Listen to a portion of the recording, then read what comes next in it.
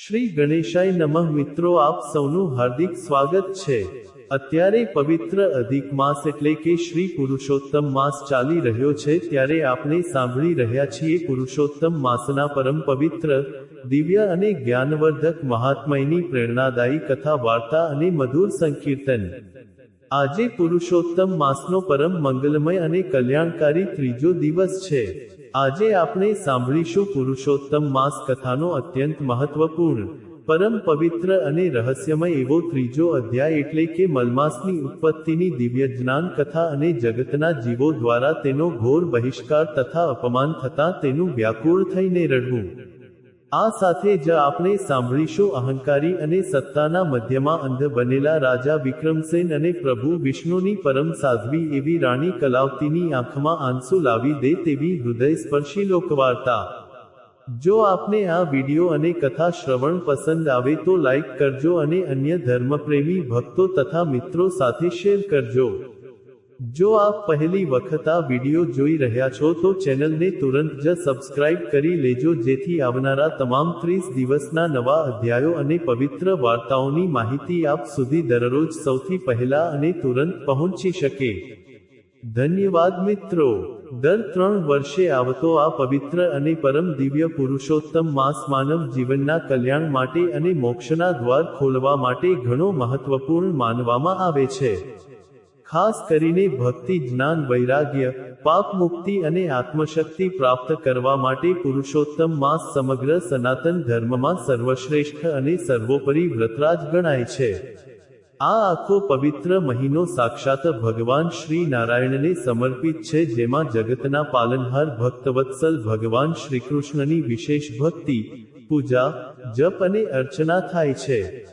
સ્વયં પુરુષોત્તમ ભગવાનનું મુખેથી આપેલું અટલ વચન છે કે જે મનુષ્ય વિધિ અનુસાર શુદ્ધ અંતઃકરણથી મોહ માયા તજીને અને પૂર્ણ આદરથી આ માસનું સેવન કરે છે, નિત્ય કથા વાર્તા સાંભળે છે અને દીપદાન કરે છે, તે પોતાના આખા કુળની 11 પેઢીનો ઉદ્ધાર કરીને અંતે અવશ્ય અક્ષય મોક્ષ પ્રાપ્ત કરે છે। તે ભાગ્યશાળી મનુષ્ય પૃથ્વી પર તમામ પ્રકારના ભૌતિક સુખ, સમૃદ્ધિ, ધન ધાન્ય, પુત્ર સુખ અને સર્વે સત મનોકામના પૂર્ણ કરીને અંતે પ્રભુના પરમધામ વૈકુંઠને પ્રાપ્ત કરે છે। પુરુષોત્તમ માસમાં નિત્ય વહેલી સવારે સૂર્યોદય પહેલા બ્રાહ્મ મુહૂર્તમાં ઉઠીને પવિત્ર નદી, તળાવ કે સરોવરમાં સ્નાન કરીને હાથમાં જળ અને તલ લઈને તલની અંજલિ આપીને સૂર્યનારાયણ દેવને તાંબાના પાત્રમાંથી અર્ઘ્ય દેવાય છે। સાક્ષાત સૂર્યનારાયણ દેવ જે ભગવાન નારાયણનું જ પ્રત્યક્ષ સાકાર બ્રહ્મ સ્વરૂપ મનાય છે, તેમની આ દિવસોમાં વિધિવત 16 ઉપચારોથી પૂજા થાય છે અને પિતૃઓને નરકવાસમાંથી તૃપ્ત કરવા માટે તર્પણ પણ કરાય છે। શાસ્ત્રો, વેદો અને પુરાણોમાં સ્પષ્ટ કહેવાય છે કે આ માસમાં જે કંઈ પણ આપણે નાનું મોટું દાન પુણ્ય કરીએ છીએ, અન્નદાન, વસ્ત્રદાન, પાઠ પૂજા, વ્રત, ઉપવાસ કે રામ નામનો જપ કરીએ છીએ, તેનું સામાન્ય દિવસો કરતાં 1000 ગણું પુણ્ય ફળ પ્રાપ્ત થાય છે। એટલા માટે જ તો આ માસને અધિક માસ કહેવાય છે, કારણ કે અહીં સામાન્ય જીવને પ્રભુ તરફથી અધિકથી અધિક કૃપા ફળ પ્રાપ્ત થાય છે। આજે આપણે સાંભળશું પુરુષોત્તમ માસના ત્રીજા દિવસના મહાત્મયની મુખ્ય પૌરાણિક કથા એટલે કે મલમાસના પ્રગટ થવાની અને તેના પર આવી પડેલા ઘોર તિરસ્કાર અને સંકટની કથા। બોલો પુરુષોત્તમ ભગવાનની જય। મહાજ્ઞાની સુતજી નૈમિષારણ્યના 88,000 શૌનકાદી ઋષિઓને આગળ કથા સંભળાવતા કહે છે કે હે મુનિઓ, હવે તમે ત્રીજા અધ્યાયની તે રહસ્યમય અને દિવ્ય કથા સાંભળો, જે સ્વયં ભગવાન નારાયણ બદ્રિકાશ્રમમાં હિમાલયની પવિત્ર ગુફામાં બેસી પરમ જ્ઞાની દેવર્ષિ નારદજીને કહી રહ્યા છે। પ્રભુ નારાયણ મધુર વાણીમાં બોલ્યા કે હે નારદ, આ અખંડ બ્રહ્માંડનું સંતુલન, સૃષ્ટિનું સંચાલન અને સમયની એકદમ સચોટ ગણતરી જાળવવા માટે નક્ષત્રો, ગ્રહો, સૂર્ય અને ચંદ્રની રચના બહુ બારીકાઈથી કરવામાં આવી છે। પૃથ્વી પર 12 મહિનાઓ બને છે, જ્યારે સૂર્યનારાયણ પોતાના તેજસ્વી રથ પર સવાર થઈને 12 અલગ અલગ રાશિઓમાંથી ક્રમબદ્ધ પસાર થાય છે અને રાશિ બદલે છે, જેને સૂર્યની સંક્રાંતિ કહેવાય છે। સંસારના આ 12 મહિનાઓ કારતક, માગશર, પોષ, મહા, ફાગણ, ચૈત્ર, વૈશાખ, જેઠ, અષાઢ, શ્રાવણ, ભાદરવો અને આસોના પોતાના સમર્થ સ્વામી અને રક્ષક દેવતાઓ પ્રગટ કરવામાં આવ્યા છે, જે દેવતાઓ તે મહિનાઓને પવિત્ર અને શુભ બનાવે છે. પરંતુ સૂર્ય વર્ષ અને ચંદ્ર વર્ષના દિવસોની ગણતરીમાં પરસ્પર 11 દિવસનો તફાવત હોવાના કારણે દર 3 વર્ષે નક્ષત્રોના અને પંચાંગના ગણિત પ્રમાણે એક વધારાનો આખો મહિનો ઉત્પન્ન થાય છે, જે 32 મહિના અને 16 દિવસ પછી આવે છે. આ વધારાના વિશેષ માસ દરમિયાન સૂર્યનારાયણ કોઈ પણ નવી રાશિમાં પ્રવેશ કરતા નથી કે સંક્રાંતિ કરતા નથી, એટલે કે સૂર્યની દિવ્ય ગતિ તે 30 દિવસો દરમિયાન એક જ રાશિમાં સ્થિર રહે છે. સૂર્યની કોઈ પણ નવી સંક્રાંતિ ન હોવાના કારણે અને કોઈ દેવતા તેનો સ્વામી બનવા તૈયાર ન હોવાના કારણે આ મહિનાને શાસ્ત્રોમાં તદ્દન અશુભ, અંધકારમય, શૂન્ય અને અપવિત્ર ગણવામાં આવ્યો અને વિદ્વાનો દ્વારા તેનું નામ મલમાસ રાખવામાં આવ્યું. મલ એટલે કે મેલ, મળમૂત્ર, કચરો અથવા ત્યાગ કરવા યોગ્ય વસ્તુ, જેને કોઈ પણ પવિત્ર, ધાર્મિક કે મંગળ કાર્યમાં સ્થાન મળી શકે નહીં. જ્યારે આ 13મો મહિનો આ સંસારમાં મલમાસ ના અશુભ નામ સાથે પ્રગટ થયો, ત્યારે પૃથ્વી પર અને દેવલોકમાં જાણે ભારે હાહાકાર મચી ગયો. પૃથ્વી પરના વેદપાઠી જ્ઞાની બ્રાહ્મણો, જ્યોતિષીઓ, પંડિતો અને તપસ્વી ઋષિ મુનિઓએ સર્વત્ર રાજમહેલો અને નગરોમાં જાહેરાત કરી દીધી કે આ મલમાસ તદ્દન અશુભ, અમંગળ અને વર્જિત છે. માટે આ 30 દિવસના સમયગાળા દરમિયાન પૃથ્વી પરના કોઈ પણ વ્યક્તિએ લગ્ન, જનોઈ બદલવી, નવો ગૃહ પ્રવેશ કરવો, સંતાનનું મુંડન કરવું, વાસ્તુ પૂજન કરવું, કૂવો ખોદવો, નવી મિલકત ખરીદવી કે કોઈ નવું વ્રત શરૂ કરવા જેવા પવિત્ર અને શુભ માંગલિક કાર્યો ક્યારેય ભૂલથી પણ કરવા નહીં, નહીંતર તેનું પરિણામ ઘોર વિનાશકારી આવશે. સંસારના સામાન્ય લોકો તેને કાળ સમાન અશુભ અને ભૂત પ્રેત જેવો અમંગળ ગણીને ધિક્કારવા લાગ્યા અને તેનું મોં જોવું પણ પાપ સમજવા લાગ્યા. સંસારના અન્ય 12 મહિનાઓ કારતકથી આસો સુધીના પોતપોતાના સમર્થ દેવતાઓના કારણે પૃથ્વી પર ભારે સન્માન અને આદર પામતા હતા. સંસારના લોકો તે મહિનાઓ આવતા જ ખુશ થતા, ઉત્સવો મનાવતા, ઘરોને શણગારતા અને આનંદમાં ડૂબી જતા હતા. પરંતુ આ અભાગી મલમાસનો કોઈ રક્ષક, કોઈ સ્વામી કે કોઈ અધિષ્ઠાતા દેવ નહોતો. તે તદ્દન અનાથ, નિરાધાર અને એકલો અટુલો હતો. મલમાસ જગતમાં જ્યાં પણ જતો, નદીઓના કિનારે, મંદિરોના દ્વારે કે ઋષિઓની કુટીરોમાં, ત્યાં લોકો તેને આવતો જોઈને પોતાના ઘરના બારી બારણા બંધ કરી લેતા, મોં ફેરવી લેતા, તેનાથી દૂર ભાગતા અને તેને અપવિત્ર અને મલિન કહીને ચારેય તરફથી હડધૂત કરતા હતા.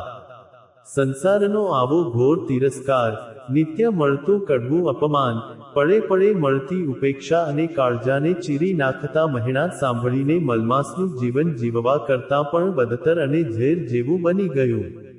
તે દિવસ રાત ઘનઘોર વનમાં એકલો બેસી પોતાની કિસ્મત પર ચોધાર આંસુએ રડતો હતો અને પાગલની જેમ વ્યાકુળ થઈને ભટકતો હતો કે મારો શું વાંક છે કે ઈશ્વરે મને આવો બનાવ્યો. તેનું હૃદય એટલું બધું સંતાપ, વેદના અને અસહ્ય દુઃખથી ભરાઈ ગયું કે તે હવે આ જગતમાં જીવવા માંગતો નહોતો. તે આ ઘોર અપમાન હવે સહન ન કરી શક્યો અને આખરે પોતાના કષ્ટોના નિવારણ માટે, ન્યાય મેળવવા માટે તે રડતો રડતો, પોકે પોકે આક્રંદ કરતો લક્ષ્મીપતિ, જગતના પાલનહાર ભગવાન વિષ્ણુના પરમ અને પવિત્ર શરણોમાં વૈકુંઠ ધામ જવા નીકળ્યો. હે નારદ, આ મલમાસની આવી કરુણ વ્યથા અને રડવાનો અવાજ સાંભળીને ગમે તેવા પાષાણ હૃદયના માણસ કે રાક્ષસની આંખમાં પણ આંસુ આવી જાય. હવે આપણે સાંભળીએ પુરુષોત્તમ માસના 3જા દિવસની પરમ પવિત્ર, ધાર્મિક અને અદ્ભુત પ્રેરણાદાયી લોકવાર્તા એટલે કે ઘમંડી રાજા વિક્રમસેન અને પવિત્ર રાણી કલાવતીની કથા. બોલો ભગવાન શ્રીકૃષ્ણની જય. પ્રાચીન સમયની આ સત્ય વાત છે. મધ્યદેશ નામનું એક બહુ મોટું અને વૈભવશાળી રાજ્ય હતું. ત્યાં વિક્રમસેન નામનો એક અત્યંત શક્તિશાળી, પ્રતાપી, મહાપરાક્રમી પણ સાથે સાથે ભારે ઘમંડી, ક્રૂર, ભોગ વિલાસી અને અધર્મી રાજા રાજ કરતો હતો. તેને પોતાની અજેય અને લાખોની સેના, અઢળક સોના ચાંદીના ભંડારો, ભવ્ય રાજપાટ અને પોતાના સુંદર સ્વરૂપવાન શરીર પર ભારે અહંકાર હતો. તે પ્રજા પર ભારે અને અસહ્ય કર નાખતો, પ્રજાને કષ્ટ આપતો અને સંતો મહાત્માઓ, બ્રાહ્મણોને પાખંડી કહી તેમનો ક્યારેય આદર કરતો નહીં. તેના 7 માળના ભવ્ય રાજમહેલમાં નિત્ય રાત દિવસ નાચગાન, શરાબની મહેફિલો, વૈભવી મિજબાનીઓ અને મોજ મસ્તી થતી હતી. પણ પ્રભુ ભક્તિ, સત્ય કે ધર્મના નામે ત્યાં ઘોર અંધકાર અને શૂન્યતા હતી. રાજા વિક્રમસેનની પત્નીનું નામ કલાવતી હતું. રાણી કલાવતી પોતાના પતિ રાજા વિક્રમસેન કરતાં તદ્દન વિપરીત, ધાર્મિક અને પરમ સદ્ગુણી સ્વભાવની દિવ્ય સ્ત્રી હતી. તે પરમ જ્ઞાની, સુશીલ, પરમ દયાળુ અને પ્રભુ વિષ્ણુની અનન્ય અને રાત દિવસ જપ કરનારી પરમ ભક્ત હતી. તે નિત્ય રાતના અંધકારમાં દાસીઓ સાથે, છાનીમાની સાદા વસ્ત્રો પહેરી નગરમાં જતી અને ગરીબો, અનાથોને અન્ન, ધન અને વસ્ત્રોનું ગુપ્ત દાન આપતી હતી. મહેલમાં જો રાજાની ગેરહાજરીમાં કોઈ સાધુ સંત આવે તો રાજાથી સંતાડીને તેમને ઉત્તમ ભોજન કરાવી તેમનું પૂજન અર્ચન કરતી હતી અને આશીર્વાદ મેળવતી હતી. તે રાજા વિક્રમસેનને વારંવાર એકાંતમાં હાથ જોડીને, પગે પડીને વિનંતી કરતી કે હે નાથ, હે મારા સ્વામી, આ રાજપાટ, આ સત્તા, આ સેના અને વૈભવ તો વહેતા પાણી સમાન ચંચળ અને સપના સમાન નાશવંત છે. અહંકારનો નાશ નક્કી છે. ઈશ્વરની લાકડીમાં અવાજ નથી હોતો. માટે આ પાપનો ઘમંડ છોડો, પ્રજા સાથે ન્યાય કરો, સાધુઓનું સન્માન કરો અને પ્રભુ ભક્તિ કરો. પણ ઘમંડ અને સત્તાના નશામાં આંધળો બનેલો રાજા વિક્રમસેન પવિત્ર રાણી કલાવતીની જ્ઞાનવાત હસી કાઢતો, તેની મજાક ઉડાવતો અને અહંકારથી ગર્જના કરીને બોલતો કે મારી આ ધારદાર તલવાર, મારી શક્તિ અને મારો આ ખજાનો જ મારો ભગવાન છે. મને આકાશમાં બેઠેલી કોઈ અદ્રશ્ય શક્તિનો જરાય ડર નથી. હું પોતે જ ભગવાન છું. આમ ને આમ દિવસો પસાર થઈ રહ્યા હતા તેવામાં તે નગરમાં 3 વર્ષે આવતો પરમ પવિત્ર અધિક માસ એટલે કે મલમાસ બેઠો. આખા નગરમાં સન્નાટો છવાઈ ગયો કારણ કે જ્યોતિષીઓએ તેને અશુભ મહિનો જાહેર કર્યો હતો. પરંતુ પરમ જ્ઞાની રાણી કલાવતી જાણીતી હતી કે આ ભગવાનનો જ મહિનો છે. માટે તેણે આખા 30 દિવસ દરમિયાન કઠોર વ્રત કરવાનો, એકટાણું કરવાનો અને પ્રભુ પુરુષોત્તમની દિવસ રાત આરાધના કરવાનો દ્રઢ સંકલ્પ કર્યો. તે વહેલી સવારે સૂર્યોદય પહેલા કડકતી ઠંડીમાં પવિત્ર નદીએ સ્નાન કરવા જતી અને રાજમહેલના સૌથી પાછળના ભાગમાં આવેલી એક નાની એકાંત કુટીરમાં ગાયના છાણથી લીંપી, માટીના દીવા પ્રગટાવી પ્રભુનું સ્મરણ કરતી હતી. રાજા વિક્રમસેનને ગુપ્તચરો દ્વારા આ વાતની ખબર પડી એટલે તેનો અહંકાર ઘવાયો અને તે ભારે ક્રોધિત થયો. તે નશાની હાલતમાં રાણીની કુટીરમાં ધસી ગયો અને અહંકારમાં ત્રાડ પાડીને બોલ્યો કે હે કલાવતી, તો કયા કાળમુખા મહિનાની પૂજા કરે છે? જે મહિનાને આખું જગત અશુભ અને અપવિત્ર કહી મલમાસ કહીને ધિક્કારે છે, જે મહિનો તદ્દન અપવિત્ર છે, તેની પૂજા કરીને તું મારા આ ભવ્ય મહેલની અને મારી સત્તાની પ્રતિષ્ઠા ધૂળમાં મેળવી રહી છે. હું મારા આ નગરમાં અને મહેલમાં આવા અશુભ મહિનાનું વ્રત ક્યારેય નહીં થવા દઉં. રાણી કલાવતીએ આંખમાં આંસુ સાથે હાથ જોડીને અત્યંત નમ્રતાપૂર્વક કહ્યું કે હે નાથ, હે મહારાજ, મલમાસ ભલે અજ્ઞાની સંસાર માટે અશુભ હોય, પણ તે પ્રભુની જ સૃષ્ટિનો એક પરમ પવિત્ર ભાગ છે. આ માસમાં કરેલી પ્રભુ ભક્તિ ક્યારેય એળે જતી નથી. તેનું 1000 ગણું પુણ્ય મળે છે. માટે આપ પણ આપનો ઘમંડ તજી દેવતાઓની જેમ પ્રભુ શરણમાં આવો, આપણું કલ્યાણ થશે. રાજા વિક્રમસેન ઘમંડમાં એટલો પાગલ થઈ ગયો હતો કે તેણે રાણીની વાત સાંભળી ક્રોધમાં આવી રાણીની પવિત્ર પૂજાની થાળીને જોરદાર લાત મારીને દૂર ફેંકી દીધી. પૂજાની સામગ્રી, ચંદન અને દીવો વેરવિખેર કરી નાખ્યા.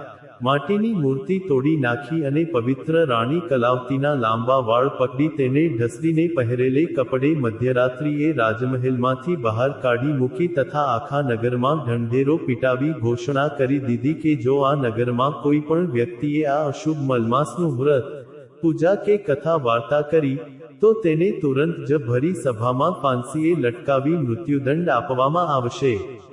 રાણી કલાવતી રડતી રડતી, ઈશ્વરનું સ્મરણ કરતી કરતી નગરની બહાર જંગલના છેડે એક નાની તૂટેલી ઝૂંપડીમાં રહેવા ગઈ અને ત્યાં ભૂખ્યા રહીને પણ પોતાનું મલમાસનું વ્રત પવિત્રતાથી અખંડ રાખ્યું. પરંતુ કુદરતનો અને અખિલ બ્રહ્માંડના નાથનો કોપ બહુ ભયાનક અને અવાજ વગરનો હોય છે. સાક્ષાત પ્રભુના મહિનાનો અને સાધ્વી પવિત્ર સ્ત્રીનો આવો ઘોર અનાદર અને અપમાન કરવાના કારણે રાજા વિક્રમસેનના પાપનો ઘડો પૂરેપૂરો ભરાઈ ગયો અને વિધાતાના લેખ ફરી ગયા. હજુ મલમાસ અડધો પૂરો થયો હતો ત્યાં જ પાડોશી દેશના એક અત્યંત ક્રૂર, શક્તિશાળી અને વિશાળ લશ્કર ધરાવતા રાજાએ મધ્યદેશ પર અચાનક ચારેય તરફથી ભયાનક હુમલો કરી દીધો. રાજા વિક્રમસેન પોતાના અહંકાર અને મોજ મસ્તીમાં મસ્ત હતો. તેની સેના તૈયાર નહોતી. યુદ્ધ ફાટી નીકળ્યું. વિક્રમસેનના સૈનિકો અને મહાપરાક્રમી સેનાપતિઓ દુશ્મનના ઘોડા અને હાથીઓ સામે યુદ્ધમાં ટકી શક્યા નહીં અને ગાજર મૂળાની જેમ કપાવા લાગ્યા. જોતજોતામાં રાજા વિક્રમસેન યુદ્ધ ખરાબ રીતે હારી ગયો. તેના 7 માળના ભવ્ય રાજમહેલ પર દુશ્મનનો કબજો થઈ ગયો. તેનો ખજાનો લૂંટાઈ ગયો અને તેના હજારો વફાદાર સૈનિકો રણમેદાનમાં માર્યા ગયા. પોતાનો જીવ બચાવવા માટે ઘમંડી રાજા વિક્રમસેને પોતાના હથિયારો ફેંકીને એકલા જ ઘનઘોર જંગલ તરફ ભાગવું પડ્યું. જંગલમાં ભટકતા ભટકતા તેના કિંમતી રેશમી વસ્ત્રો કાંટામાં ફાટીને ચીંથરા થઈ ગયા. તેના કોમળ પગમાં લોહી નીકળતા અણીદાર કાંટા અને પથ્થરો વાગ્યા અને તે ભૂખ તથા તરસથી તડપીને વ્યાકુળ થઈ જમીન પર મૂર્છિત થઈ ઢળી પડ્યો. જે રાજા સોનાની થાળીમાં 56 ભોગ અને કાજુ બદામ ખાતો હતો, તેને આજે વનમાં પીવા માટે ગંદા પાણીનો એક ઘૂંટડો પણ નહોતો મળતો અને ખાવા માટે અન્નનો દાણો પણ નહોતો. વનમાં એકાંતમાં ગુફામાં બેસીને તેને હવે પોતાના ઘમંડ, કરેલી અનીતિ, પાપકર્મો અને પવિત્ર રાણી કલાવતીની પૂજાની થાળીને લાત મારીને કરેલા ઘોર અન્યાયની પળે પળે યાદ આવી. તેની આંખો ખુલી ગઈ અને પસ્તાવો થયો કે સાચે જ ભગવાન આગળ માણસની કોઈ ઓકાત, સત્તા કે સંપત્તિ કામ આવતી નથી. માણસ તો માત્ર કઠપૂતળી છે. વનમાં ભટકતા ભટકતા તે ભૂખથી અધમુઓ થઈને ભિખારી જેવી હાલતમાં રાણી કલાવતીની વનમાં આવેલી તે નાની ઝૂંપડી પાસે આવી પહોંચ્યો. રાણી કલાવતી મલમાસના અંતિમ દિવસની પરમ પવિત્ર પૂજા અને આરતી કરી રહી હતી. તેણે રાજાને આ ભિખારી જેવી ફાટેલા કપડાવાળી અને દયનીય હાલતમાં જોયો, એટલે તેના સ્ત્રીહૃદયમાં દયા જાગી. તે તુરંત દોડી ગઈ અને રાજાનો હાથ પકડી અંદર લાવી ઝૂંપડીમાં બેસાડ્યો. પોતાના પાલવથી તેનો ચહેરો સાફ કર્યો, કૂવાનું પવિત્ર પાણી પાયું, વનના મીઠા કંદમૂળ ખવડાવ્યા અને પ્રેમથી સાંત્વના આપી. રાજા વિક્રમસેન પોતાની મોટી ભૂલ સમજાતા અને પત્નીનો આવો પ્રેમ જોઈ રાણીના પગમાં માથું મૂકીને જોરજોરથી નાના બાળકની જેમ ધ્રુસકે ધ્રુસકે રડવા લાગ્યો અને બોલ્યો કે હે દેવી, હે પરમ સતી, મને માફ કરી દે. હું પાપી છું, અજ્ઞાની છું. મેં અશુભ ગણી ભગવાનના પવિત્ર મલમાસનો ઘોર તિરસ્કાર કર્યો. પ્રભુની પૂજાની થાળીને લાત મારી, તને અડધી રાત્રે મહેલમાંથી કાઢી. આ જ ઘોર પાપનું ભયાનક પરિણામ આજે મારે ભિખારી બનીને ભોગવવું પડ્યું છે. મારો આખો ઘમંડ પ્રભુએ ધૂળમાં મેળવી દીધો છે. રાણીએ તેને પ્રેમથી બેઠો કરી લૂછ્યા અને કહ્યું કે હે નાથ, આપ ચિંતા ન કરો. ઈશ્વરના ઘરે મોડું છે પણ અંધેર નથી. આપ સાચા હૃદયથી પ્રભુ પુરુષોત્તમની આ મૂર્તિ સામે ક્ષમા માંગો. તે દયાસાગર છે, શરણાગત સૌના પાપ પળવારમાં માફ કરે છે. રાજા વિક્રમસેને રાણીની સાથે જમીન પર બેસીને મલમાસના વ્રતની પવિત્ર કથા સાંભળી. હાથમાં કપૂરનો દીવો લઈ પ્રભુની આરતી કરી અને આંખો બંધ કરી પસ્તાવાના આંસુ વહાવતા ક્ષમા યાચના કરી કે હે પ્રભુ, હું અજ્ઞાની જીવ આપના મહિમાને ઓળખી ન શક્યો, મને ક્ષમા કરો. રાજા વિક્રમસેનના આવા સાચા પસ્તાવાથી અને રાણી કલાવતીના પવિત્ર આખા મહિનાના પુણ્યના પ્રતાપે ત્યાં એક બહુ મોટો અને અકલ્પનીય ચમત્કાર થયો. ઝૂંપડીની બહાર અચાનક ઘોડાઓનો અવાજ આવ્યો અને નગરના વફાદાર સૈનિકો તથા નગરની હજારો પ્રજા રાજા વિક્રમસેનને શોધતા શોધતા વનમાં આવી પહોંચ્યા. તેમને આવીને રાજા અને રાણીના ચરણોમાં નમન કરી હર્ષના આંસુ સાથે સમાચાર આપ્યા કે હે મહારાજ, આપના પરમ ભાગ્ય જાગ્યા છે અને પ્રભુની કૃપા થઈ છે. આપણા રાજ્ય પર ગેરકાયદેસર કબજો કરનાર પેલો ક્રૂર દુશ્મન રાજા ગઈકાલે રાત્રે જ્યારે મહેલમાં સૂતો હતો ત્યારે અચાનક આકાશમાંથી ભયાનક વીજળી તેના પર પડી અને તે ત્યાં જ મૃત્યુ પામ્યો અને તેનું લશ્કર ભયભીત થઈને આપણું રાજ્ય છોડીને ભાગી ગયું છે. આપણી આખી પ્રજા આપની રાહ જોઈ રહી છે. કૃપા કરીને આપ રાણી કલાવતી સાથે રાજમહેલમાં પાછા પધારો અને રાજગાદી સંભાળો. રાજા વિક્રમસેનની આંખોમાંથી હર્ષના અને આશ્ચર્યના આંસુ વહેવા લાગ્યા. તે સમજી ગયો કે આ કોઈ સંયોગ નથી પણ પવિત્ર મલમાસ વ્રતનો અને પ્રભુ પુરુષોત્તમનો જ દિવ્ય ચમત્કાર છે. તે રાણી કલાવતીને ભારે આદર, ઢોલ નગારા અને માનભેર રાજમહેલમાં પાછો લાવ્યો અને તેનું વ્રત પૂર્ણ કરાવ્યું. તે દિવસથી રાજા વિક્રમસેનનો ઘમંડ કાયમ માટે ઓગળી ગયો અને તે પરમ વૈષ્ણવ સદાચારી રાજા બની ગયો. તેણે આખા રાજ્યમાં ઢંઢેરો પીટાવ્યો કે હવેથી દર 3 વર્ષે જ્યારે પણ આ પવિત્ર માસ આવશે ત્યારે આખું રાજ્ય સરકારી ખર્ચે સોનાના દીવા પ્રગટાવી ભારે ધામધૂમથી વ્રત, અન્નદાન, વસ્ત્રદાન અને પ્રભુ ભક્તિ કરશે. જીવનના અંત સમયે ભગવાન પુરુષોત્તમ સાક્ષાત ગરુડ પર બેસી પ્રગટ થયા અને રાજા વિક્રમસેન તથા રાણી કલાવતીને સોનાના દિવ્ય વિમાનમાં બેસાડી સદેહે પોતાના પરમધામ વૈકુંઠમાં સદાકાળના સુખ માટે લઈ ગયા. હે ભગવાન પુરુષોત્તમ, જેવા તમે રાજા વિક્રમસેનનો સાચો પસ્તાવો સ્વીકારી રાણીની પવિત્ર ભક્તિથી તેમના પર પડ્યા અને તેમના આખા રાજ્યનો ઉદ્ધાર કર્યો, તેવા આ પવિત્ર તૃતીય અધ્યાયની દિવ્ય કથા કહેનાર, સાંભળનાર, પૂજન કરનાર અને વિડિયો જોનાર સૌ ભક્તોને ફળજો અને સૌનું મંગલ કરજો. બોલો પુરુષોત્તમ ભગવાનની જય. તો વહાલા ધર્મપ્રેમી મિત્રો, આપણે સાંભળ્યું પુરુષોત્તમ માસના ત્રીજા પવિત્ર દિવસના મહાત્મયની અતિ દીર્ઘ, મોટી અને રહસ્યમય પૌરાણિક કથા તથા તેની શ્રેષ્ઠ બોધ આપનારી લોકવાર્તા. મને પૂર્ણ શ્રદ્ધા અને આશા છે કે આપને આ સુંદર વિડિયો જરૂરથી પસંદ આવ્યો હશે. આવો હવે આપણું મન અને વાણી પવિત્ર કરવા માટે 2 મિનિટ પ્રભુના શ્રી ચરણોમાં ધ્યાન ધરીને ભગવાન પુરુષોત્તમનું પરમ મધુર અને દિવ્ય સંકીર્તન પ્રેમપૂર્વક કરીએ. બોલો પૂર્ણ પુરુષોત્તમ ભગવાનની જય. હે કરુણાના કરનારા, તારી કરુણાનો કોઈ પાર નથી. હે સંકટના હરનારા, તારી કરુણાનો કોઈ પાર નથી. મારા પાપ ભર્યા છે એવા હું તો ભૂલ્યો કરવી તારી સેવા. મારી ભૂલોના ભૂલનારા, તારી કરુણાનો કોઈ પાર નથી. હે પરમ કૃપાલુ વહાલા, મેં તો પીધા જગતમાં વિષના પ્યાલા. એ વિષને અમૃત કરનારા, તારી કરુણાનો કોઈ પાર નથી. હું તો અંતરમાં થઈ રાજી નિત્ય ખેલ્યો હું અવળી પાજી. એ અવળીને સવળી કરનારા, તારી કરુણાનો કોઈ પાર નથી. મને જડતો નથી સંસારમાં કિનારો, મારો ક્યાંથી આવે આ નૈયાનો આરો. મારા સાચા ખેવનહારા, તારી કરુણાનો કોઈ પાર નથી. ભલે છોરું કછોરું થાય પણ તું તો સાચો માવતર કહેવાય. મીઠી છ આ ના દેનારા, તારી કરુણાનો કોઈ પાર નથી. છે ભક્તનું દિલ આજે ઉદાસી, તારા ચરણે લેજે મને અવિનાશી. રાધાના દિલ હરનારા, તારી કરુણાનો કોઈ પાર નથી. હે કરુણાના કરનારા, તારી કરુણાનો કોઈ પાર નથી. હે સંકટના હરનારા, તારી કરુણાનો કોઈ પાર નથી. બોલો ભગવાન પુરુષોત્તમની જય. શ્રી રાધા કૃષ્ણ ચંદ્ર દેવની જય. મિત્રો, મને આટલી શાંતિ અને ભક્તિભાવથી સાંભળવા માટે આપ સૌ શ્રોતાઓનો ખૂબ ખૂબ ધન્યવાદ.